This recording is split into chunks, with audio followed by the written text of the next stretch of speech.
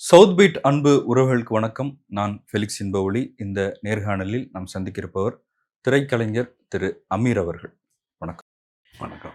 அமீர் பாஜகவை தீவிரமா எதிர்க்கிறவர், திமுக மேல ஒரு சாஃப்ட் கார்னர் இருக்கிறவர் அப்படின்ற ஒரு பார்வை இருக்கு. ஆனா எல்லா அரசியல் கட்சிகள் மேலேயும் உங்களுக்கு ஒரு ஈடுபாடு இருந்திருக்கு, கருத்து இருந்திருக்கு. கமலஹாசன் கட்சி தொடங்கும் போதும் நீங்க போய் ஆலோசனை பண்ணீங்க, உங்களை கூப்பிட்டுருந்தாங்க. விஜயகாந்த் எதிர்க்கட்சி தலைவராக வரும்போது கூட நீங்க அவரை போய் சந்திச்சிருக்கிறீங்க. சசிகலா சிறையிலிருந்து வரும்போது அவங்கள போய் நீங்க சந்திச்சிருக்கீங்க. அப்ப பல அரசியல் கட்சிகள் இருக்காங்க. இப்ப நாம் தமிழ் கட்சியிலும் உங்களுக்கு சில முரண்பாடு இருக்கு. ஆனா தொடர்ச்சியா அவங்க மேல இருக்கிற ஆதரவு நிலைப்பாடுகளையும் பேசியிருக்கீங்க. அப்ப ஒரு ஆல்டர்னேட் வரணும்னு விரும்புறீங்களா? அது யாரா இருக்கணும், அது இவங்களா இருக்கணும்? ஆல்டர்னேட்டிவ்ன்ற வார்த்தையை விட இந்த மண்ணுக்கும் இந்த மக்களுக்குமான அரசியல் இங்கே இருந்துக்கிட்டே இருக்கணும்னு விரும்புகிறேன். மக்களின் பிரதிநிதியா யாராவது இருந்துக்கிட்டே இருக்கணும். அதிகாரத்தில் மட்டும் இருந்து கொண்டு, ஆட்சி அதிகாரத்தில் இருந்து கொண்டு அதை ஒரு கம்பெனியாக யாரும் மாத்திரக்கூடாது. இல்லை, உங்க கருத்துக்கு பெரும்பான்மையா ஒத்து போகிற திமுக, விசிக, கம்யூனிஸ்டுகள். இப்ப நான் திமுக ஆதரவு நிலைப்பாட்டை எப்ப இருந்து எடுக்கிறோம்? 2016க்கு பிறகு. ஏன்? ஜெயலலிதாவோட மறைவு, அதுக்கப்புறம் எடுக்கிறீங்க. அப்போ எனக்கு 2 ஆப்ஷன் இருந்தது இங்க.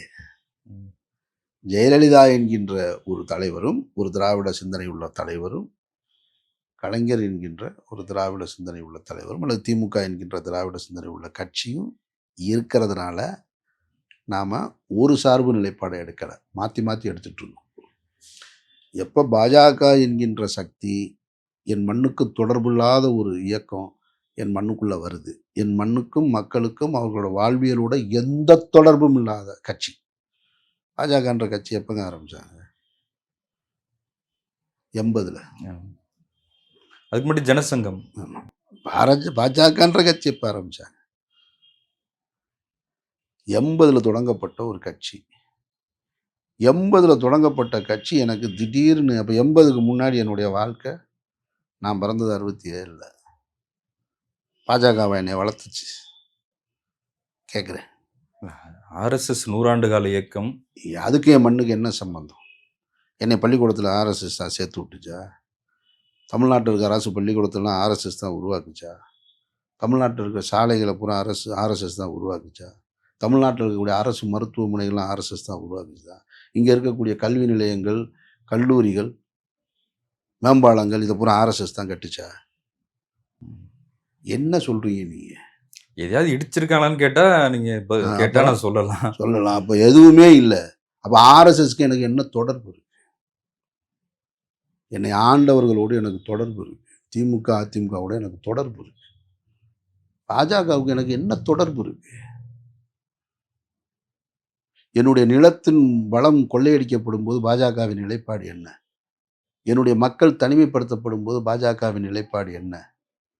ஸ்டெர்லைட்டில் 13 பேர் சுட்டுக் கொல்லப்பட்டப்ப பாஜகவின் நிலைப்பாடு என்ன? ஜல்லிக்கட்டு போராட்டத்தில் பாஜகவின் நிலைப்பாடு என்ன? நீட்டு ஹைட்ரோ கார்பன் திட்டத்தில் பாஜகவின் நிலைப்பாடு என்ன? என் மண்ணுக்கு தேவையில்லாத 8 வழிச்சாலை வரும்போது, என்னுடைய விவசாய நிலங்கள் பாதிக்கப்படும் போது பாஜகவின் நிலைப்பாடு என்ன? என்னுடைய மக்கள் நீட்டில் கொடுமைப்படுத்தப்படும் போது பாஜகவின் நிலைப்பாடு என்ன? பாஜக அப்படின்ற சக்தியை தமிழ்நாட்டில் தடுத்து நான் அடிமைப்பட்டு கிடக்கும் பொழுது, வெள்ளையரிடமிருந்து போராடும் போது பாஜகவின் நிலைப்பாடு என்ன? ஜனசங்கத்தின் நிலைப்பாடு என்ன? ஆர்எஸ்எஸ் நிலைப்பாடு என்ன? நான் வரலாறை படிச்சுட்டு வரலாறோடு சேர்ந்து வாழணும்னு ஆசைப்படுறேங்க. நான் என்ன பைத்தியக்காரனா? திடீர்னு ஒருத்தன் வருவான், இவனை என் தலைவன் சொல்றதுக்கு? இல்லை, அதான் நான் பாஜகவை எப்படி தூரமா வச்சு பார்க்கிறனோ, என் மண்ணுக்கு உவைசி வந்தாலும் அப்படிதான் பார்ப்பேன். இந்த மண்ணுக்கு தமிழ் மாநிலத்தில் இருக்கக்கூடிய சிறுபான்மையை பாதுகாக்கிறேன்னு உவைசி கிளம்பி வந்தாலும் இதே கேள்வியை கேட்பேன். உனக்கு எனக்கு என்ன தொடர்பு இருக்கு? பாகிஸ்தான்லேருந்து ஒருத்தர் இந்த மண்ணுக்கு நின்று நான் இஸ்லாமியர்களை பாதுகாக்கிறேன்னு சொன்னாலும் அந்த கேள்வியை கேட்பேன். உனக்கு எனக்கு என்ன தொடர்பு இருக்கு? நீ பிரிஞ்சு போயிட்ட 47, உனக்கு எனக்கு என்ன தொடர்பு இருக்கு? என்னை பாதுகாக்க எனக்கு தெரியும். என்னுடைய அண்ணன் தம்பி, என்னுடைய சித்தப்பா பெரியப்பன் பாதுகாப்பான், நீ வெளியே போன்னு தான் சொல்லுவேன். இல்லை, அந்த பாஜக எதிர்ப்பு அரசியல் செய்வதற்கு இப்போ திமுக இருக்காங்க, விசிக இருக்காங்க, கம்யூனிஸ்டுகள் இருக்காங்க, காங்கிரஸ் இருக்காங்க, கூட்டணி கூட்டணியில இருக்காங்க எல்லாமே. இப்ப மக்கள் நீதி மையம் இருக்காங்க. இருக்காங்க. இப்ப அந்த கட்சிகள் கிட்ட அது சரி, அதுல தவறுகள் இருக்கலாம், முரண்பாடுகள் இருக்கலாம். அத சரி பண்ணணும் அப்படின்ற எதிர்பார்ப்ப தாண்டி, புதுசா வர்றவர் ஒருத்தர் சரியா இருக்கணும் அப்படின்னு நினைக்கிறது புதுசா வர்ற ஒருத்தருக்காக சரி செய்ய சொல்லலைங்க. நான் கவலைப்படுவது தாவேகா தலைவரை பற்றி அல்ல. தாவேகா என்கின்ற கட்சி நம்பிக்கையோடு எதிர்கொண்டிருக்கக்கூடிய லட்சக்கணக்கான இளைஞர்கள, விஜய் பெண்கள, விஜய் மீது ஈர்ப்பு இருக்கிற இளைஞர்கள் அவங்க பெண்கள். பெண்கள். ஓகே. வெறும் இளைஞர்கள் மட்டும் இல்ல, பெண்கள். விஜயகாந்த் அவர்கள் வரும்பொழுது ஆண்களுடைய செல்வாக்கு அதிகம் இருந்தது. பொதுவெளியில பெண்கள் இவ்வளவு ஆதரவு நிலைப்பாட்டை எடுக்கல. ரஜினிகாந்த் அவர்கள் அரசியலுக்கு வரும் பொழுதும் ஆண்கள் அதிகமா பொதுவெளியில வந்தாங்க. பெண்கள் இவ்வளவு பேர் வெளியில வரல. எம்ஜிஆருக்கு பிறகு பெண்கள் இவ்வளவு பேர் வெளியில வந்திருக்கிறது விஜய் அவர்களுக்கு. தங்களுடைய கருத்துக்களை பதிவு செய்றாங்க. அவங்களுடைய எதிர்காலம் தானே என்னுடைய எதிர்காலம். அவன் நல்லா இருந்தா தானே நான் நல்லா இருப்பேன். நான் கூட்டா சேர்ந்து தானேங்க வாழ்ந்துகிட்டு இருக்கேன் இங்க. அமீர் என்கின்ற தனி மனிதன் மட்டும் இங்க வாழ முடியுமா? அமீர் வேணும், அமீருடைய நண்பன் சுரேஷ் வேணும், அழகர் வேணும், என்னுடைய நண்பர் ஃபெலிக்ஸ் வேணும், ஜவஹர் வேணும், கிருஷ்ணே வேணும், பாலகிருஷ்ணே வேணும், சங்கரன் வேணும். எல்லாரும் சேர்ந்தா தானே நான் சமூகம். அப்போ என் சமூகத்தில் அவங்களும் ஒரு அங்கம் இல்லையா? தாவேக்காவுடைய தொண்டர்களும். அவன் நல்லா இருக்கணும்ல. அந்த பாஜகவை விஜய் எந்த அளவுக்கு எதிர்க்கிறாரு? அவர் எப்படி நான் நம்புறீங்கன்னு கேக்குறேன் நான். அவ்வளவுதான் சிம்பிளா. இங்க பாருங்க, நான் நம்புறேன்னு இப்போ சொன்னேன்னா இல்ல, சரியாகும் நம்புறேன். சரியா சரியா ஆகணுங்க. ஆகணும். ஆக்குவதற்கான முயற்சிகளை எடுத்துக்கிட்டே இருப்போம். சரி ஆகலைன்னா சரியா இருக்கிறவங்க பக்கத்துல தான் நிற்போம். அவ்வளோதானே, சிம்பிள். ஒரு சரியா ஆகலைன்னு வச்சுங்க, சரியா இருக்கிறவங்க பக்கத்துல நிற்போம். ஒரு சரியா ஆகலைன்னா என்ன பண்ண முடியும்? அதிமுக சரியாகும்னு எதிர்பார்த்தோம், சரி ஆகலை, வெளியே வந்துட்டோமா இல்லையா? அம்மையார் ஜெயலலிதா இருக்கிறது வரைக்கும் பாஜகவை இந்த இடத்துக்கு கொண்டு வந்து விடலை. அவங்க இப்படி கொண்டு வந்து இது என்டிஏ கூட்டணின்னு சொல்லுவாங்களா? மத்தியிலிருந்து வந்த இராணுவ அமைச்சர் வாசல்ல காத்திருந்து திருப்பி அனுப்பிச்ச வரலாறு இந்த தமிழ்நாட்டில் நடந்திருக்கு. இராணுவ அமைச்சருக்கு உள்ளேயே கதவு திறக்கப்படலை.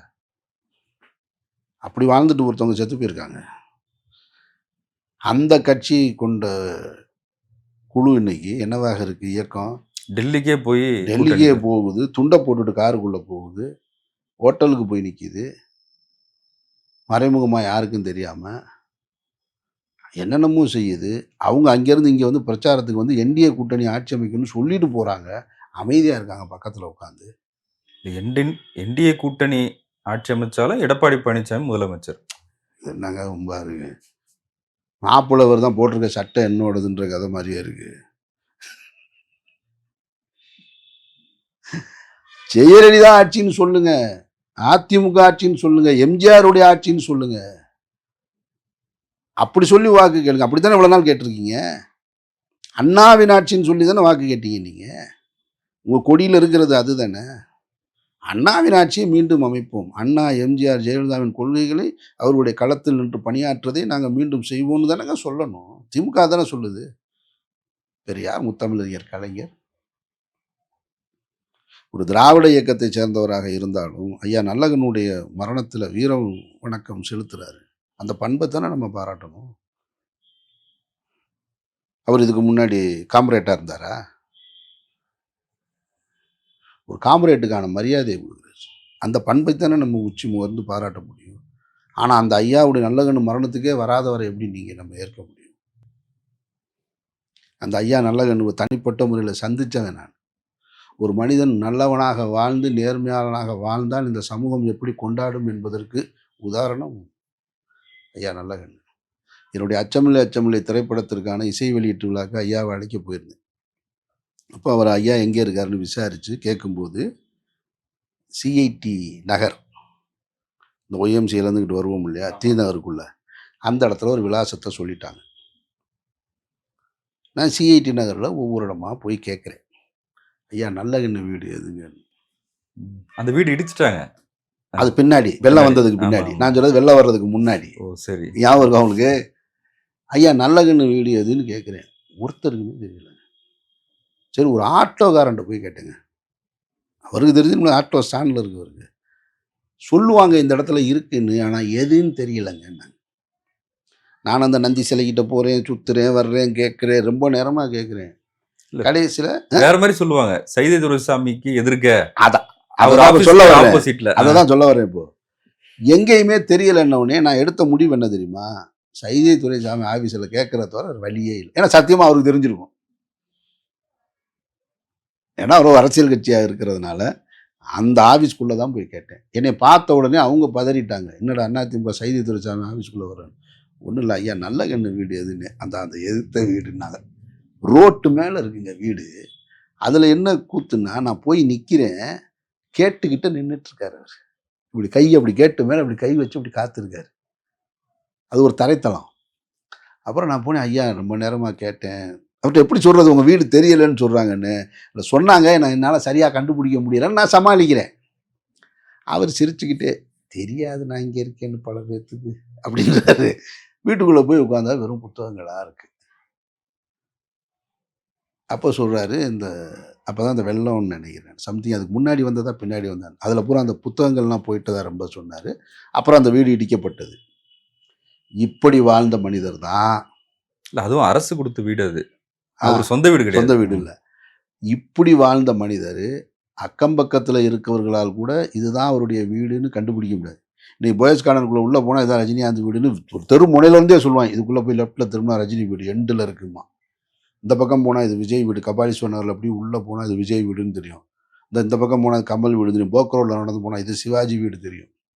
ராமாபுரத்தை கிராஸ் பண்ணால் எம்ஜிஆர் வீடு தெரியும், ப்ரொடியூசர் வீடு தெரியும், நடிகை வீடு தெரியும், தயாரிப்பாளர் வீடு தெரியும், மந்திரிகள் வீடு தெரியும். ஐயா நல்லகண்ணு வீடு தெரியலை, அது பரவாயில்ல. ஆனால் அவருடைய மரணம் எப்படி நடந்தது? அரசு மரியாதையோடு நடக்குது. அதுதான் அவர் வாழ்ந்த வாழ்க்கைக்கான அடையாளம். அதில் ஒரு முதல்வர், அவரது கட்சியை சாராத ஒரு முதல்வர் வீர வணக்கம் செலுத்துறார். ஆனால் அந்த நிகழ்வுக்கு கூட எதிர்க்கட்சி தலைவர் ஐயா எடப்பாடி பழனிசாமி போகல. எவ்வளோ பெரிய வருத்தத்துக்குரிய ஒரு செயல். அப்போ அந்த கட்சியை நீங்கள் என்னவா ஆக்கிட்டீங்க? உங்கள் நிலைப்பாடு என்னவா இருக்கு? யார் மேலே கோபம்? யார் மேலே கோபம்? நல்லகண்ணு ஐயா மேலே கோபமா உங்களுக்கு?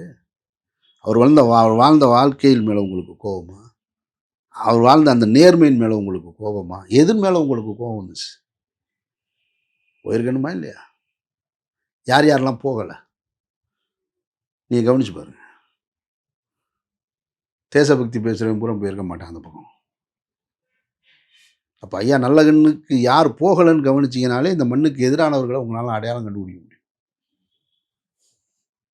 நம்ம அப்படி தான் இனம் கண்டுகொள்ளணும். ஜல்லிக்கட்டு போராட்டத்தில் மக்களெல்லாம் ஒன்று கூடி குமிஞ்சு தன்னெழுச்சியாக போராட்டம் நடத்திக்கிட்டு இருக்கும்போது தமிழ் பொறுக்கிகள்னு சொன்னவன் யாருன்னு கவனிக்கணும். நக்சல்கள்னு இங்கே பூரா ஒன்று கூடியிருக்காங்கன்னு சொன்னவன் யாருன்னு பார்க்கணும். அவெல்லாம் இந்த மண்ணுக்கு எதிரானவன், இந்த மக்களுக்கு எதிரானவன். அப்படித்தான் நீங்கள் அடையாளம் காணணும். அவன் நான் முகமூடி போட்டு வருவானா அவங்களுக்கு தெரியாமல் ராத்திரியில்?